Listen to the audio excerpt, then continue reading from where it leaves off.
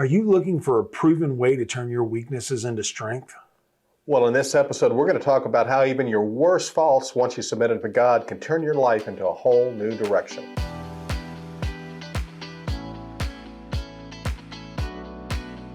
Well, it's July 5th, and it's time for another double shot of My Sober Truth. I love this, Sean, this whole idea of going in a new direction, turning our past weaknesses into strengths.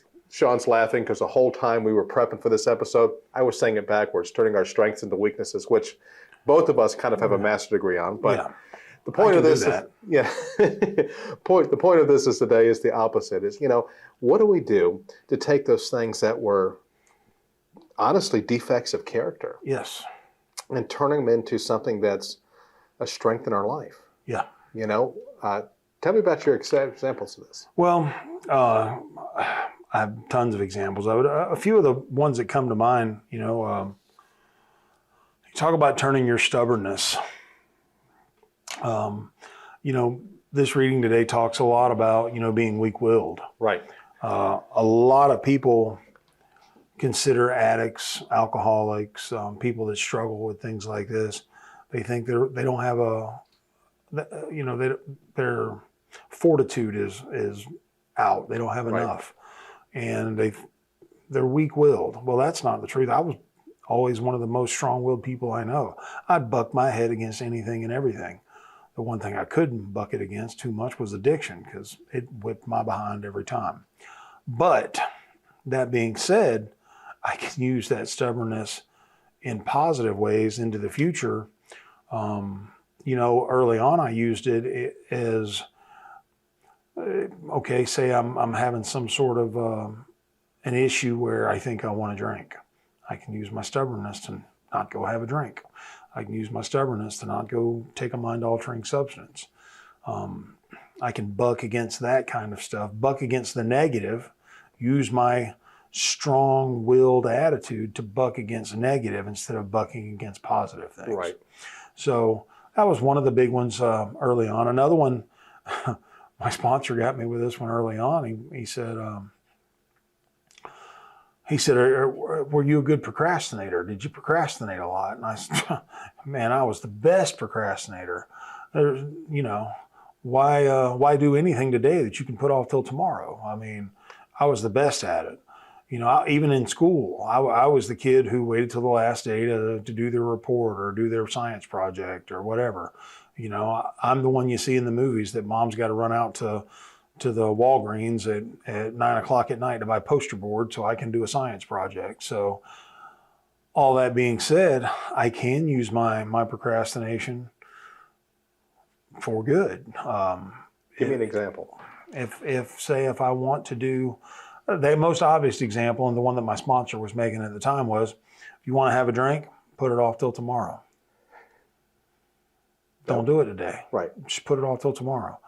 And then he followed that up with this, and the second part of what he said is what allowed me to adapt it into my whole life, which is put it off till tomorrow. Anything that if you think it's a good decision to do it today, it'll still be a good decision tomorrow. Right. Right. Do you have to do it today? And he elaborated on this for a while, and he said, do you have to do it? I remember I'd called him up with another problem. Man, I don't know what I'm going to do. I got this big decision coming. I don't know what I'm going to do. I don't know what I'm going to do. I don't know what I'm going to do.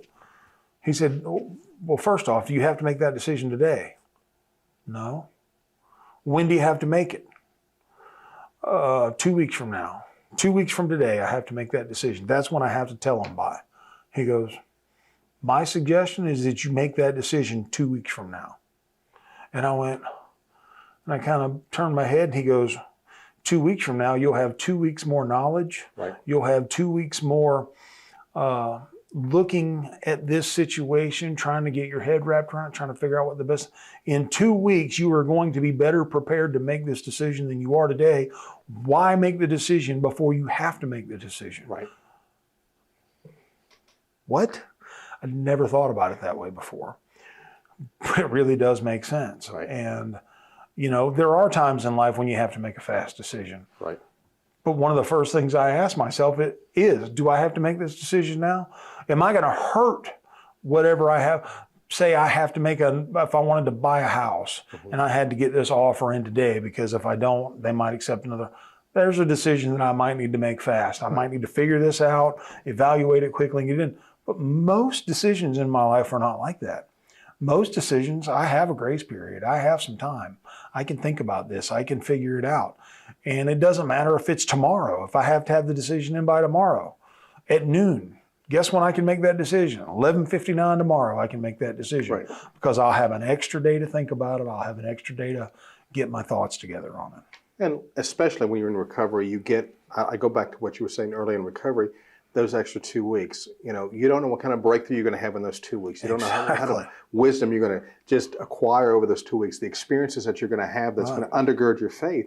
And so, again, procrastination was a weakness, but once applied through the correct filter, through, you know, the grace of your higher power, that procrastination becomes a blessing. It becomes a benefit to your life. And so I love it.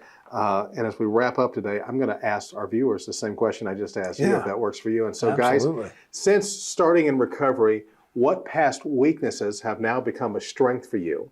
That's the first part of the question. Second part of the question, I want a bonus one this day. How did you do it? We'd love to hear your answer. Take a few minutes to put your answers down in the comments section below, and I know your answer is going to help someone else on their journey today. And on that note, for My Sober Truth, I'm Mark. Hey, and I'm Sean, and here's hoping that today you stay drunk with success. Love y'all. Hey folks, thanks for watching. If you're thirsty for another round, then belly on up to mysobertruth.com and click on the double shot button today. There you'll find the encouragement, inspiration, and support that'll help you stay clean, on track, and prospering in every area of your life. Take a moment to subscribe to this channel, and if you got a minute, stick around. Let's watch another video together.